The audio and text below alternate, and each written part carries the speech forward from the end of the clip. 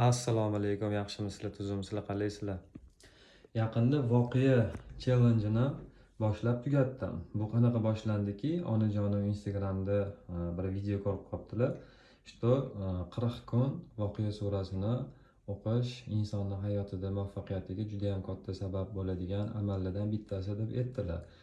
Bu qanaqa challenge? Misol deylik, birinchi kun bitta, ikkinchi kun ikkita, to'rtinchi kun to'rtta, 10-chi kun 10ta, 40-chi kun 40ta, ya'ni 40 kun o'qiladi. Shuni aytdilar menga, man boshlayman bolam, san ham bir boshlab ko'r dedilar. Man ham давайте, почему бы нет dedim va bismillah deb shu challenge boshladim mana. 04.05.26 kundan, ya'ni 4-maydan boshlangan voqea start from Monday for 14 days. Mana ko'ryapsizlar. Mana Allohning izni bilan 40 kun ichida o'qib tugatdik. Mana ko'rib turganingizdek, D deb yozib qo'yilgan. Mana birinchi kun bitta, 3-chi kun 3ta, mana 7-chi kun 7ta. Mana bu yerni ham ko'rib turibsizlar, 24-chi kun 24ta mana va 11-iyun kuni 39ta, 12-iyun kuni endi chisloni yozilmadi, final D deb yozib qo'yildi. Mana ko'rib turibsizlar, final ham bo'ldi. Bu challenge nima maqsadda boshladim va bu challenge orqali nima topdim o'rtoqlar.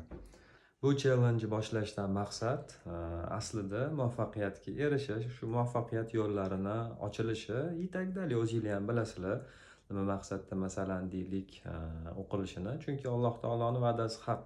Juda ham ko'p insonlar eshitgan bo'lsa kerak, voqea surasini o'qib yurgan insonlar qashshoqlik bilmaydi degan hadis bor. Va shu hadisga ishongan holda shu narsa boshlandi, challenge. Lekin men bu challenge orqasidan ikkita juda ham asosiy narsani tushunib yetdim. Ya'ni bu challenge boshlaganimda boshida har bitta deylik, mana shu 96 ta oyat bo'lsa voqea surasi, 96 ta oyatni o'qishimga menda приблизительно 10 minutdan 15 minutgacha vaqt ketyapti. 10-chi kunlardan kelgan o'sha har bitta surani shu boshidan oxirigacha o'qishim 5 minut vaqtimni oldi.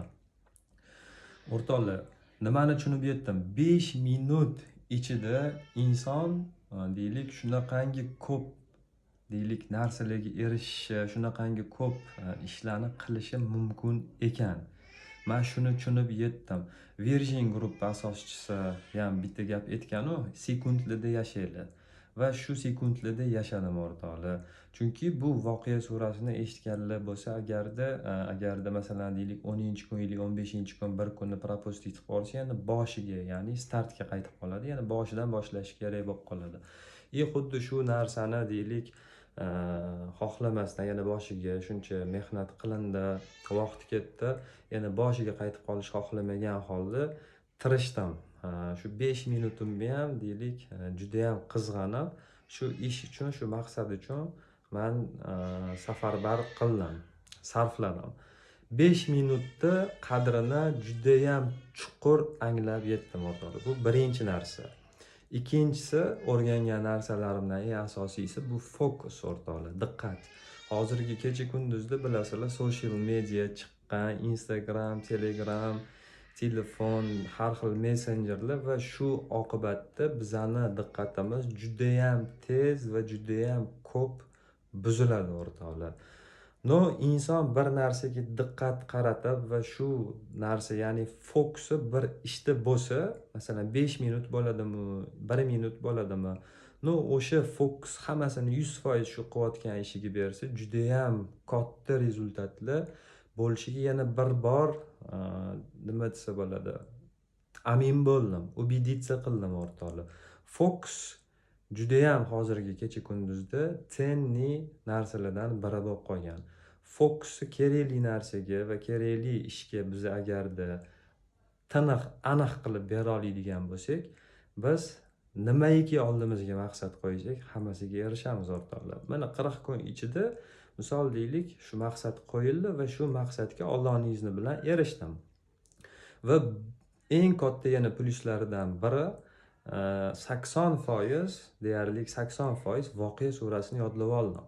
tushunasizlar. Bu qanaqa katta yutuqligini misol deylik, men o'zim chustib qo'yaman, men o'zim bilyapman. Aytadiku, bir ishni deylik eshitish bor, lekin u inson u ishni o'zi qilib, protsessda ishtirok etib va u ishni chustut qilmaguncha, mazasini chustut qilmaguncha man bu narsani anglamaydi, tushunmaydi, fikr yasna qilib yuritolmaydi. O'rtoqlar, mana chustut qilayotganim uchun sizlarga shu narsani bo'lishyapman, sizlar bilan delitsa qilyapman.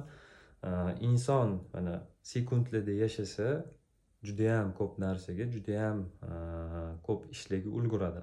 Vaqtini har bir daqiqasini kerakli shu maqsadiga erishish uchun xizmat qiladigan ishlarga sarflasa. Ikkinchisi fokus, o'rtoqlar. Agarda shu o'zini diqqatini qilayotgan ishiga polностью bersa, hech nimaga chalg'imasdan, oldiga nimaiki maqsad qo'ysa, hammasiga erishsa bo'lar ekan, o'rtoqlar. Mani yoshim 30 dan oshgan. O'zingizlar mana tasavvur qilinglar, o'zingizlar ozgina fikrlab ko'ringlar.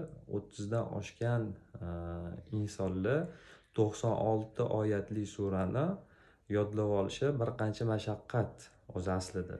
Misol deylik, yodlab olaman, gapda oson bo'ladi hamma narsa. U ishga, protsessga kirgandan keyin hamma qiyinchilik sekin-sekin kelib chiqishni boshlaydi. Lekin agarda biz hozirgi kecha kunduzda diqqatimizni va vaqtimizni aniq, to'g'ri sarflaydigan bo'lsak, qila olmaydigan ishni shunchaki o'zi yo'q ekan, o'rtoqlar. Omad sizlarga.